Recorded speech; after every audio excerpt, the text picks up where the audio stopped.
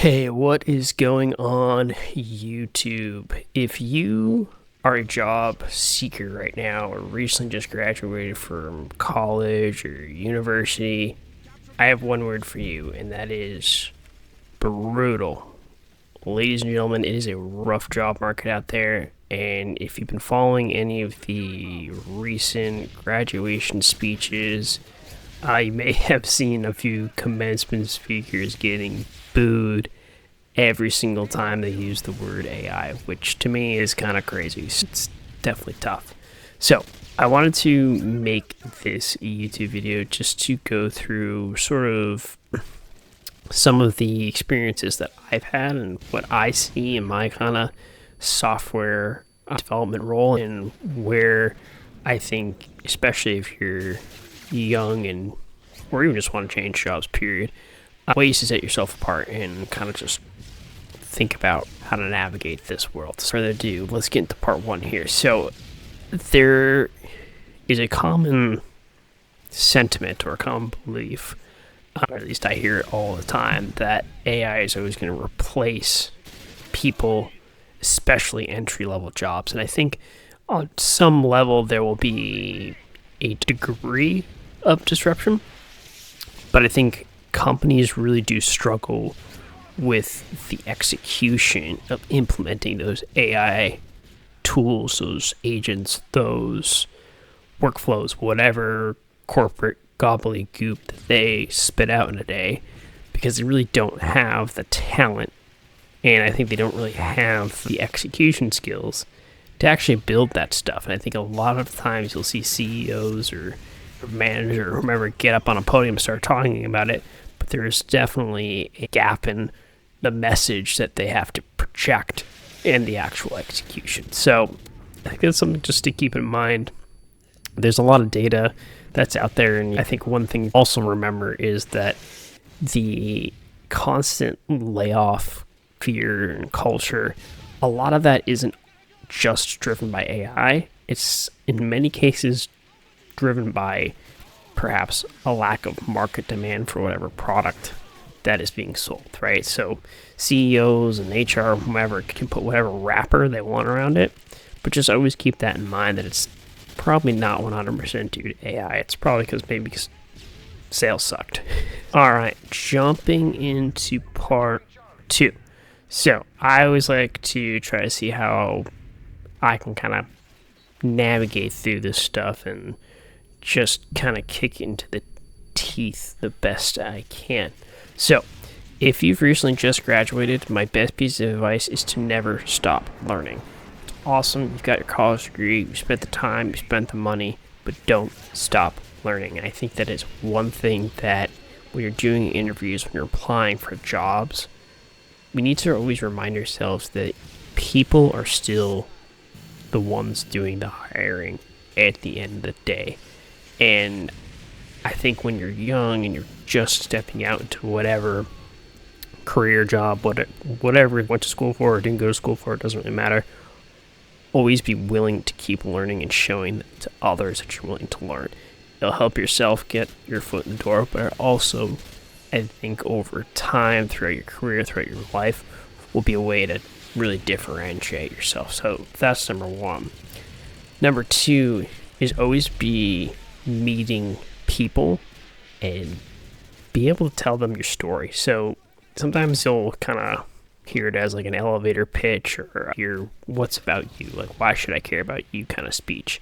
And I think that's important, but just understand that people want to know who you are, right? And I think it's one of those things where you kind of have to sell yourself maybe a little bit in the beginning, but be honest with people and bring something to the table. There's always, no matter how young you are or how experienced you may be, there's always something that you can bring. And I think trying to have more human conversations with people will actually kind of help differentiate people between those that just apply 100 million times from an AI-assisted job application tool, right?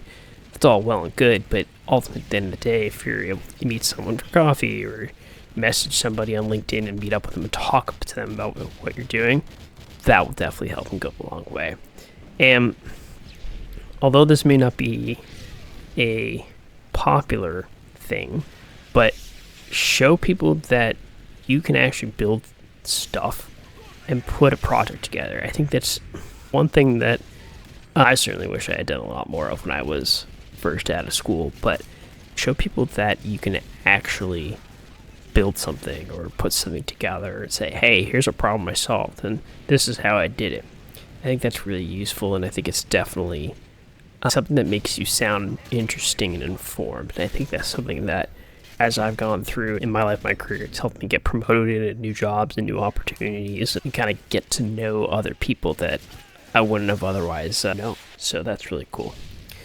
All right, part number 3 here, and I want to be kind of, I don't want to eat my own words here, but at the same time, AI is going to likely change how life is for us humans, right? It's probably only going to get bigger, better, faster, stronger, and we'll learn how to use it better each and every day. So as much as it can sometimes be annoying to have to talk about it every day, go out there and learn it first and foremost. And I'm a big proponent of just go out there and try to build something with it and show people how you can do things with it, whether that's connecting a project together or building an app or making silly pictures. You want to be able to show it to people and show an output. And I think that's something that companies and teams really struggle to do. They talk a lot about it, but again, how many people can actually create something of value from it? And I think that's hard, and that's the challenge. But showing people that you can go through that and actually produce an output is huge. And last but not least, teach to other people and be vocal about teaching to other people, right? Even if you're not the best at it today, even if it's something that you only use casually or barely even use at all, get out there and learn and teach it to people, right? It goes back to my first point there, right? Be relentless at that. I think that will really, really shine through. And again, if you're interviewing for jobs, hey, why not be able to say, hey, here's an AI product that I built, and bam, here's it on your website, or a cool graphical design or something. Anything that you're passionate about, whether it's relative to the job you're applying for or not, if you can show somebody that you built something with it, I think that's going to set you apart from the herd of others who are just blindly applying to jobs. And I think that's really, really key these days. So just something to keep in mind. So to pull it all together here, right? I know it's going to be kind of hard to do, but I would stop blaming AI and start trying to find ways to navigate through it, right? Whether you personally hate it or not, unfortunately, it's likely here to stay. And companies, big, small, somewhere in the middle, are going to want people that want to hire people that can use it, right? And I think that's just something to keep in mind. But one thing to not forget is go meet people. Go spend 20 minutes talking to somebody about how a challenge you're facing or a project you're working on, whatever it is, go and meet people, because oftentimes those people will actually help you land jobs and meet other people that may help you get you there, right? So just keep that in mind. And I think that's something that, especially in this digital age, we all forget. So hopefully this kind of mess of a word vomit of ideas kind of helps. But anyway, we'll keep on keeping on, and hopefully get a little bit better at these videos as we go. Thanks all.